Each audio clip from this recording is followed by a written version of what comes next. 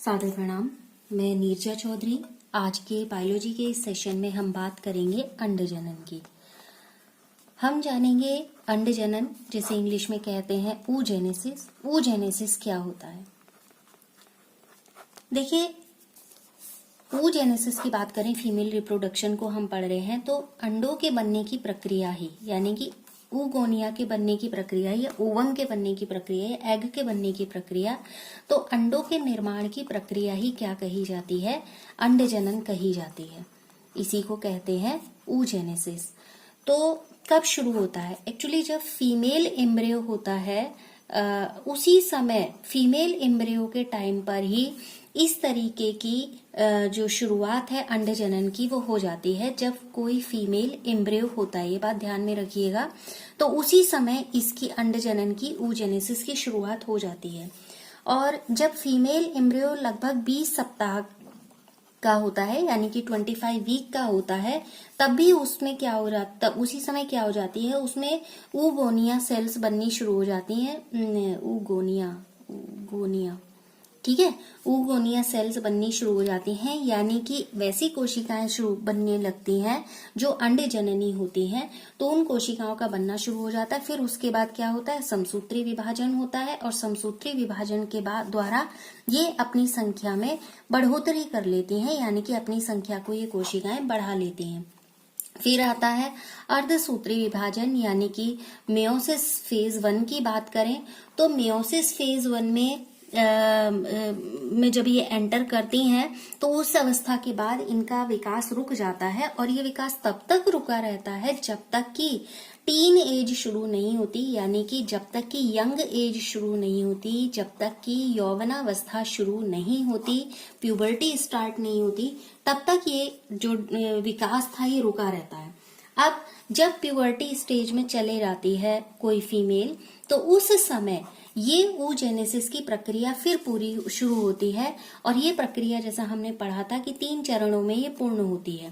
पहला चरण हमने पढ़ा था गुणन प्रावस्था, यानी कि मल्टीप्लिकेशन फेज, जो लास्ट वीडियो में हमने डिस्कस किया था। दूसरा हमने पढ़ा था वृद्धि प्रावस्था को, यानी कि जो ग्रोथ फेज है उसको। और तीसरा हमने पढ़ा था परिपक्व प्रावस्था, यानी कि मैच्योरिंग या मैच्योरेशन फेज जिसे हम कहेंगे, परिपक्वन प्रावस्था। तो ये हमने 3 प्रावस्थाओं के अंतर्गत कहा था कि जो अंडजनन होता है वो ऐसे 3 प्रावस्थाओं से गुजरता है। देखिए, गुणन को डिटेल कर लें तो इसमें क्या होता है, जो मात्र युग्मक कोशिकाएं होती हैं या oogonia होती है, वो oogonia क्या करेगी? माइटोसिस करेगी, जैसे हमने कहा यहाँ पर बढ़ोतरी संख्या में कर लेती हैं। तो समसूत्री विभाजन करेगी, और समसूत्री विभाजन के बाद ये संख्या में बढ़ोतरी कर लेगी, और इसकी समसूत्री विभाजन के माध्यम से या माइटोसिस के माध्यम से संख्या में वृद्धि करना ही क्या कहलाता है? गुणन प्रावस्था कहा जाता है, या मल्टीप्लीकेशन फेज कहा जाता है। बात करते हैं दूसरी प्रावस्था की, यानी वृद्धि प्रावस्था की। वृद्धि प्रावस्था में एक्चुअली ऐसा होता है कि जब oogenesis होता है तो oogenesis की जो ये ग्रोथ फेज है, वो ग्रोथ फेज हमने पढ़ा था, शुक्र जनन को हमने पढ़ा था। तो हमने उस शुक्र जनन में, यानी कि स्पर्मेटोजेनेसिस हमने पढ़ा था, तो उससे अगर हम इस oogenesis को, अंडजनन को शुक्र जनन से कंपेयर करें, तो शुक्र जनन की तुलना में ये प्रक्रिया बड़ी होती है, लंबी होती है। शुक्र जनन की तुलना में क्या कहेंगे? इसको लंबी कहेंगे। और इस स्टेज में जो oogonia है वो क्या करता है? मियोसिस, जो अभी हमने ऊपर जिक्र किया था, ये करेगा मियोसिस फर्स्ट फेज में एंटर। ठीक है। अब मियोसिस फर्स्ट फेज कंप्लीट तो होता नहीं है। इस स्टेज में क्या होता है, जो एग सेल होती है या जो अंड कोशिका होती है, वो प्राइमरी oocyte बनाती है। तो प्राइमरी oocyte बनाना कहें या इसको ये कहें कि ये किस नाम से जानी जाती है? प्राइमरी oocyte नाम से जानी जाती है। आप इस चीज को ऐसे देखिए, ये कोशिका बनी है यहाँ पर, ठीक है, ये फॉलिकल सेल है। ये फॉलिकल सेल होने के साथ साथ ये क्या है? oocyte, यानी कि अंड है। ठीक है। अब ये क्या बनी है? प्राथमिक oocyte बन गई है। ये oocyte है, और ये मेम्ब्रेन ग्रेन्युलोसा है, जो बाहर की लेयर है, ये मेम्ब्रेना ग्रेन्युलोसा है। अगली तीसरी अवस्था में जब हम जाते हैं, डिस्कस करते जाते हैं और पढ़ते चले जाते हैं, देखिए जो ये मेम्ब्रेना ग्रेन्युलोसा है, मेम्ब्रेना ग्रेन्युलोसा से जो घिरी हुई ये पूरी की पूरी अंडक होती है या oocyte होती है, ये oocyte एक कंप्लीट संरचना को ही हम क्या कहते हैं, प्राइमरी फॉलिकल कहते हैं। ये एक कंप्लीट संरचना इस संदर्भ में कही है जब ये क्या हो जाएगा, मेम्ब्रेना ग्रेन्युलोसा से कवर्ड हो जाएगा। अब क्या होती है, बहुत सारी ऐसी प्राइमरी फॉलिकल होती हैं जो जब फीमेल का बर्थ होता है उससे लेकर प्यूबर्टी तक आते जाते क्या आते आते उस समय क्या होता रहता है, लगातार मरती रहती हैं या नष्ट होती रहती हैं। अगर प्यूबर्टी स्टेज से कंपैरिजन कर ले तो प्यूबर्टी स्टेज में मात्र 60,000 या 80,000 के बीच ही इनकी संख्या बचती है। फिर उसके बाद जो ये प्राथमिक पुटिका है या प्राइमरी फॉलिकल है, इस प्राइमरी फॉलिकल के चारों ओर जब ये मेम्ब्रेना ग्रेन्युलोसा वृद्धि करता है तो एक मोटा स्तर बनाना शुरू कर देता है। यहाँ सिंगल लेयर हमने दिखाया था, यहाँ क्या है, डबल लेयर। तो अब इसको क्या कहा जाता है, जब ये स्तर और अधिक मोटा हो जाता है, बाहरी इस आवरण को बोला जाता है अंडावरण यानी कि जोना पेल्यूसिडा, जो हमने पढ़ा है लास्टली। ये जो स्तर बहुत ज्यादा मोटा हो जाता है तब ये कौन सी स्टेज होती है, ये स्टेज होती है सेकेंडरी फॉलिकल की यानी कि द्वितीयक पुटक या पुटिका की। इस स्थिति में कुछ चेंजेस होते हैं, जैसे कुछ फ्लूइड फिल्ड वेसिकल्स बननी शुरू हो जाती हैं, कुछ इस तरीके की वेसिकल्स बननी शुरू हो जाती हैं, जैसे यहाँ दिखाई है और ये यहाँ दिखाई है और पूरा अंड आवरण है। तो इसमें क्या होता है, जो प्राइमरी oocyte है उसके चारों ओर एक कैविटी बननी शुरू हो जाएगी और इस कैविटी को हम जब ये वाली इस तरीके की जो कैविटीज हैं क्या हो जाती हैं, गहरी हो जाती हैं, बननी शुरू हो जाती हैं। तो ये जो बनी हुई कैविटी होती है इसको बोला जाता है एंट्रम। क्या कहा जाता है इसको, एंट्रम, ठीक है। और ये होता है अंड सेतु यानी कि क्यूमुलस ओवेरिसी जिसे बोला जाता है। समझ में आ गई बात। अब क्या होता है, इसके चारों ओर मेम्ब्रेन ग्रेन्युलोसा का एक लेयर है ही, वो पूरी लेयर हमें दिखाई दे ही रही है, मेम्ब्रेना ग्रेन्युलोसा सेल्स की पूरी लेयर होती है। तो मेम्ब्रेना ग्रेन्युलोसा का जो लेयर होती है ये 2 पार्ट में डिवाइडेड होती है। एक आप ये अंदर वाला भाग देख रहे हैं और एक ये बाहर वाला भाग देख रहे हैं। मेन से की वाली सेल का पार्ट देख रहे हैं और एक ये वाली सेल का पार्ट देख रहे हैं। तो जो बाहर की ओर है वो आउटर थीका, जो अंदर की ओर है वो इनर थीका। ये वाली स्थिति वैसे तो मैच्योरिंग ग्राफिकल फॉलिकल है, लेकिन इसको ऐसा भी कहा जाता है कि टर्शियरी फॉलिकल स्टेज हो गई। अब उसके बाद आते हैं मैच्योरेशन की ओर। अब यहाँ पर क्या हुआ, विकास प्रक्रिया प्रारंभ हो गई, डेवलपमेंट शुरू हो गया, यानी कि मैच्योरेशन प्रावस्था प्रारंभ हो गई है। तो उसमें जितनी भी प्राथमिक अंड कोशिकाएं होती हैं यानी कि प्राइमरी oocyte होती हैं, उनका साइज बढ़ना शुरू हो जाता है। जब ये साइज बढ़ना शुरू हो जाएगा तो इनमें बहुत सारे डिवीजन होते हैं और बहुत बड़े आकार के इसमें सेकेंडरी oocyte बनने शुरू हो जाते हैं। इस तरीके के सेकेंडरी oocyte बनने यहाँ पर क्या होते हैं, शुरू हो जाते हैं।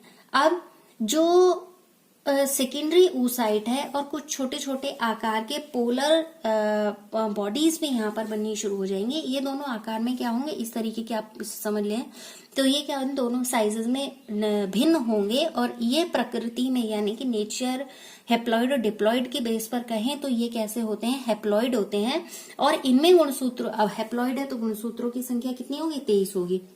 लेकिन सेकेंडरी oocyte में जब ये पोषक पदार्थ की मात्रा बहुत ज्यादा हो जाती है, फिर उसके बाद फर्टिलाइजेशन होगा, फिर उसके बाद एम्ब्रियो डेवलपमेंट होगा, तो ये पूरी अवस्थाएं यहाँ से क्या होती हैं, गुजरती हुई चली जाती हैं। अब यहाँ पर बात करें कि आगे जाने के बाद जिसमें पेल्यूसिडा या जोना पेल्यूसिडा की मैं बात करूं यहाँ पर, तो ये क्या करते हैं, एक अंडक के चारों ओर एक आवरण बनाना शुरू कर देते हैं। जैसे जोना पेल्यूसिडा की बात यहाँ पर भी हमने की थी कि ये क्या करते हैं, ये एक अपारदर्शी सा आवरण बनाना शुरू कर देते हैं। जैसे यहाँ पर भी धीरे धीरे ये डेवलप नहीं हुआ है, लेकिन यहाँ स्पष्ट मेंशन किया गया है, ठीक है। अब क्या होता है, इसे क्या नाम दे दिया, कोरोना रेडिएटा भी कह सकते हैं, क्योंकि जो फॉलिकल है उसके चारों ओर कोशिकाओं का स्तर बन गया है। जर्म हिल है, जर्म हिल के माध्यम से ये क्या होता है, कनेक्टेड रहता है और एंट्रम से लटका हुआ रहता है और ये पूरे तरीके से एक परिपक्व ग्राफियन पुटिका बन जाती है, यानी कि ग्राफियन फॉलिकल बन जाती है और पूरे तरीके से मैच्योर होती है। तो यहाँ पर क्या होता है कि एंट्रम या ये ऐसा कहें जो सेकेंडरी oocyte है वो किससे कनेक्टेड रहती है, एंट्रम में लटकी हुई रहती है। एंट्रम मीन्स ये कैविटी होती है और उसको कहा जाता है, जिससे लटकी होती है उसे कहा जाता है जर्म हिल। उसके बाद क्या होती है, ये ग्राफियन पुटिका फट जाती है। जब ये ग्राफियन पुटिका फटती है तो जो सेकेंडरी oocyte है वो सेकेंडरी oocyte ग्राफियन पुटिका से सेपरेट हो जाएगा और बाहर आ जाएगा। यही वाली प्रक्रिया जब ग्राफियन पुटिका से oocyte बाहर आता है ये कही जाती है ओव्यूलेशन। और ये सेकेंडरी oocyte में फिर कौन सा डिवीजन होगा, यहाँ पर डिवीजन होता है इसके बाद मियोसिस डिवीजन होगा और सेकेंड स्टेज होगी इसकी। और फिर जब फर्टिलाइजेशन होगा, ये मतलब फर्टिलाइजेशन से जस्ट बिफोर वाली स्टेज है, उसके बाद फर्टिलाइजेशन होगा, ये ब्लड क्लॉट यहाँ पर बन जाएगा और ये ब्लड क्लॉट कार्पस एल्बिकन्स और ये पीत पिंडक यानी कि कार्पस ल्यूटियम वगैरह, इनके बारे में हम देख ही चुके कि जैसे कार्पस ल्यूटियम का क्या काम होगा, प्रोजेस्टेरोन हार्मोन का सीक्रेशन करना इसका काम था। अब जैसे प्रोजेस्टेरोन हार्मोन अगर हम बात करें तो जब एम्ब्रियो डेवलपमेंट हो रहा था तो उसमें क्या उपयोग करता है, एक्चुअली क्या करता है प्रोजेस्टेरोन हार्मोन जो कि फीमेल हार्मोन है, मदर और जो उसका एम्ब्रियो है उनके बीच में जो कांटेक्ट होता है उस कांटेक्ट को कंट्रोल करने का काम करता है। ठीक है, तो ये कुछ था कि किस तरीके से oocyte बनती है। जैसे यहाँ पर हमने कहा कि कुछ पोलर सेल्स भी बनती हैं, तो उन दोनों के साइज में क्या होता है, मतलब पोलर बॉडी टाइप की बनती हैं जो साइज में डिफरेंसेस होते हैं, लेकिन जब ये मैच्योर हो जाती है तो ये यहाँ से क्या हो जाएगी, फट जाएगी। जैसे फटने के बाद तुरंत ही कहाँ जाएगा, सेकेंडरी oocyte बाहर आ गया और यहाँ पर कार्पस ल्यूटियम डेवलप होना शुरू हो गया। धीरे धीरे करके जब ये स्पेस एम्प्टी होता है तो यहाँ पर ब्लड क्लॉट बनना शुरू हो जाता है और ये ब्लड क्लॉट धीरे धीरे क्या करता है, ल्यूटियल सेल है, ये जो सेल्स का ये मोटा सा स्तर दिखाया गया है ये ल्यूटियल सेल्स हैं। फिर ये ब्लड क्लॉट्स क्या काम करेगा, इस तरीके से इसको कहा जाता है कार्पस अल्बिकन्स कहा जाता है और कार्पस ल्यूटियम इस तरीके से डेवलप होता है। कार्पस ल्यूटियम का काम हमने देखा कि क्या होता है। तो फिलहाल जो अंड जनन है उससे संबंधित ये प्रक्रियाएं हैं। एक और महत्वपूर्ण प्रश्न है जिसको डिस्कस कर लेते हैं। वो प्रश्न हमारा ये है कि जो स्पर्मेटोजेनेसिस होता है यानी शुक्र जनन होता है और जो अंड जनन है मीन्स oogenesis जो अभी हमने पढ़ा, इन दोनों में क्या अंतर है, स्पर्मेटोजेनेसिस और oogenesis में क्या अंतर है। बहुत बारीक डिफरेंसेस से शुरू करेंगे क्योंकि इंपॉर्टेंट है ये। पहली बात क्या होती है, ये प्रोसेस कहाँ होती है, शुक्र जनन की बात कर रहे हैं तो ये कहाँ से रिलेटेड है, मेल रिप्रोडक्शन से रिलेटेड है। तो ये प्रोसेस कहाँ होती है, टेस्टिस में होती है यानी कि नर के वृषणों में होती है। ये प्रोसेस कहाँ पर होती है, अंड जनन की, ये होती है अंडाशय में और अंडाशय किस में होता है, फीमेल में। मेन तो डिफरेंस ये मेल में होती है और ये प्रोसेस क्या होती है, फीमेल में होती है। उसके बाद जब यहाँ पर डिवीजन होता है यानी कि मल्टीप्लिकेशन से ही स्टार्ट करेंगे, फेजेस अलग अलग पढ़ी हैं, तो जब गुणन प्रावस्था होती है या मल्टीप्लिकेशन फेज होती है तो उस मल्टीप्लिकेशन फेज में बनी हुई जितनी वो स्पर्मेटोगोनिया है वो क्या हो जाती है, फ्री हो जाती हैं। लेकिन यहाँ पर क्या हो जाती हैं, जब गुणन प्रावस्था होती है तो यहाँ पर स्पर्मेटोगोनिया तो बनेगा नहीं क्योंकि स्पर्म नहीं बनना है, अंड बनना है। तो जितनी oocyte होती हैं उन oocytes में से या अंडजनक कोशिकाओं में से मोस्टली के बाहर की ओर क्या आ जाता है, एक फॉलिकल सेल्स का निर्माण होना शुरू हो जाता है यानी कि फॉलिकल बननी शुरू हो जाती है। तो दूसरा अंतर ये क्या हो जाती है, फ्री हो जाती है, लेकिन यहाँ पर क्या होता है, फॉलिकल बननी शुरू हो जाती है। तीसरी चीज ये क्या है, जब शुक्र जनन हो रहा है तो किसका निर्माण होगा, शुक्राणुओं का निर्माण होगा। यहाँ अंड जनन हो रहा है तो निर्माण होगा अंडाणुओं का। अभी हमने एक डिफरेंस पढ़ा उसको मैं ऐड कर लेती हूँ। हमने पढ़ा कि जो गुणन प्रावस्था होती है इसमें क्या होती है, छोटी अवस्था होती है यानी कि ये अवस्थाएं जल्दी पूर्ण हो जाती हैं, और इनमें क्या होती है, जो वृद्धि अवस्था की बात करें तो वो लंबी अवस्था होती है और उसको हमने दो अवस्थाओं में करके पढ़ते हैं। एक तो क्या होते हैं पीतक जनक पूर्व अवस्थाएं और पीतक जनक वृद्धि अवस्थाएं। नेक्स्ट बात करें इसमें कि जब ग्रोथ फेज होती है तो कोशिका का जो द्रव्य होता है वो कोशिका का द्रव्य जितने रिजर्व्ड मैटर्स होते हैं उनमें ज्यादा वृद्धि नहीं करता है, उनमें क्या करता है, ज्यादा वृद्धि नहीं करता है। लेकिन यहाँ पर कोशिका द्रव्य की बात करें और जस्ट अपोजिट बात करें तो यहाँ पर क्या होती है, वृद्धि बहुत ज्यादा होती है। किसमें, जो साइटोप्लाज्म है और जितने रिजर्व्ड मैटर्स हैं उनमें वृद्धि की बात की जा रही है। ठीक है, यहाँ पर क्या होता है, जो मैच्योरिंग है वो किस में पूरी होती है, टेस्टिस में होती है। और यहाँ पर जो डिवीजन कहें या मैच्योर डिवीजन कहें या मैच्योरिटी कहे, वो कहाँ होती है, अंडाशय के बाहर होती है। मींस जो डिवीजन वाली प्रोसेस है वो कहाँ हो जा रही होगी, बाहर होगी। आप इससे देखिए, जब oocyte सेकेंडरी oocyte यहाँ से पुटिका से बाहर निकल आई है, ठीक है, फिर क्या होगा, जब पुटिका फट जाएगी उसी के बाद तो हमने पढ़ा कि ये ओव्यूलेशन वाली फेज हो गई है।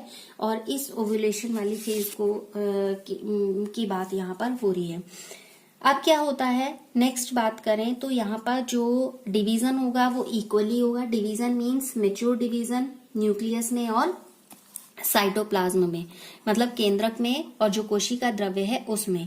यहाँ पर जो विभाजन होता है, अगर न्यूक्लियस की बात करें तो न्यूक्लियस में तो समान होता है, लेकिन अगर साइटोप्लाज्म या कोशिका द्रव्य की बात करें तो ये विभाजन कैसा होता है, विभाजन होता है असमान, यानी कि अनइक्वल डिवीजन यहाँ पर होता है। ठीक, 4 कोशिकाएं समान बनाती हैं और स्पर्मेटेड का निर्माण करते हैं। एक बड़ी कोशिका यहाँ पर बनती है और 3 छोटी छोटी कोशिकाएं बनती हैं। तो जो बड़ी कोशिका होती है वो अंडाणु बनाती है, और अभी हमने पढ़ा जो छोटी कोशिकाएं होती हैं वो क्या बनाती हैं, पोलर बॉडी का निर्माण करती हैं या पोलर बॉडी के रूप में जानी जाती हैं। ठीक है, अब ये अगली प्रोसेस जो होती है शुक्र जनन में, अगर ये प्रोसेस का एंड की बात करें तो जो शुक्राणु बनते हैं या स्पर्म बनते हैं वो लंबे होते हैं और उनमें टेल होती है। लंबे होते हैं और उनमें क्या होती है, टेल होती है या पूंछ होती है। लेकिन अंडाणु कैसा होता है, गोल होता है और अचल होता है। ये चल भी होते हैं, इस तरीके का एक अंतर लगा सकते हैं, और ये क्या होते हैं, अचल होते हैं। ठीक है, किसी भी तरीके का सुरक्षात्मक आवरण बनना नहीं है इसके चारों, लेकिन यहाँ पर क्या होता है, सुरक्षात्मक आवरण बनता है। ठीक है ना। अब ये वाली प्रोसेस को कहें कि कब तक ये अवस्था होती है, ये प्रक्रिया कब तक चलती रहती है, तो ये प्रक्रिया चलती रहती है टेस्टिस में लगभग जीवन भर ये प्रक्रिया चलती रहती है। ठीक है, लेकिन ये जो अंड जनन की प्रक्रिया है एक निश्चित समय में ही और निश्चित समय तक ही पूरी होती है ये प्रक्रिया, मतलब तभी तक ये प्रक्रिया यहाँ पर चलती है। तो ये तो क्या था, दोनों में एक अंतर की बात थी कि हम इसको कैसे अंतर कर सकते हैं। अब अंतर पढ़े हैं तो छोटा सा टॉपिक और ले लेते हैं, हम इनके बीच में समानताएं भी पढ़ लेते हैं, दोनों में क्या क्या समानताएं होती हैं। देखिए, दोनों स्तर की बात करें, जैसे अंड जनन और शुक्र जनन की बात करें, स्पर्मेटोजेनेसिस और oogenesis की बात करें, तो दोनों क्रियाएं कहाँ होती हैं, जर्म एपिथीलियम में होती हैं। इसे क्या बोलते हैं, जनन उपकला। ठीक है, जर्म एपिथेलियल सेल में ही ये दोनों क्या होती हैं, शुरू होती हैं। तो दोनों में ये कॉमन है। दूसरी चीज दोनों में क्या कॉमन है कि जब दोनों क्रियाएं जब इनिशियल स्टेज में होती हैं या शुरुआती अवस्थाओं में होती हैं तो दोनों 3 स्तर में बंटती हैं। पढ़ा हमने, पहला क्या था, गुणन प्रावस्था से गुजरती है, दूसरा वृद्धि प्रावस्था से गुजरती है, और तीसरा क्या होता है, परिपक्वन प्रावस्था से गुजरती है। तो इसमें तीनों प्रावस्थाएं होती हैं, दोनों में ही होती हैं, शुक्र जनन में भी होती है और अंड जनन में भी होती हैं।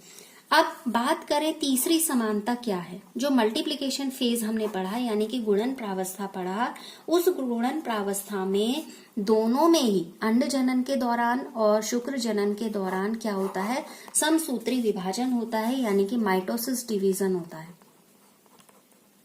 ठीक है, अगला इस अवस्था में यानी कि मैच्योरिंग फेज की बात करें तो मैच्योरिंग फेज में हमने पढ़ा है कैसा विभाजन होता है, अर्धसूत्री विभाजन होता है, यानी कि मेयोसिस डिवीजन होता है, अर्धसूत्री विभाजन। ठीक, अब एक और अंतर निकाल सकते हैं, हमने कहा युग्मक बनेंगे दोनों से ही, तो दोनों से ही कौन से युग्मक बनते हैं, दोनों से ही बनने वाले युग्मक अगुणित होते हैं, तो अगुणित युग्मकों का निर्माण होता है। ठीक है, तो ये थे कि इनमें क्या क्या समानताएं हैं और इनमें क्या क्या अंतर है। साथ ही जो अंड जनन की पूरी प्रक्रिया है, किस तरीके से ये अंड जनन की प्रक्रिया पूर्ण होती है, चित्र के माध्यम से उसे समझने की कोशिश की है। नाम मैंने चित्र का शायद लिखा नहीं है, शायद क्या लिखा ही नहीं है, अंड जनन। ठीक है, तो ये है महत्वपूर्ण आज के जो टॉपिक थे, इम्पोर्टेंट है, नेक्स्ट टॉपिक में कुछ छोटे छोटे से टॉपिक हैं जिसमें ओव्यूलेटरी फेज पढ़ेंगे या मेंस्ट्रुअल साइकिल क्या होती है, इसी से रिलेटेड कुछ बिंदु हैं, उन बिंदुओं को अगले टॉपिक में हम वहां पर लेंगे। फिलहाल आज के सेशन में इतनी ही बात करेंगे। नेक्स्ट सेशन में आपसे जल्दी मिलेंगे। आप सभी का एक बार फिर बहुत बहुत धन्यवाद।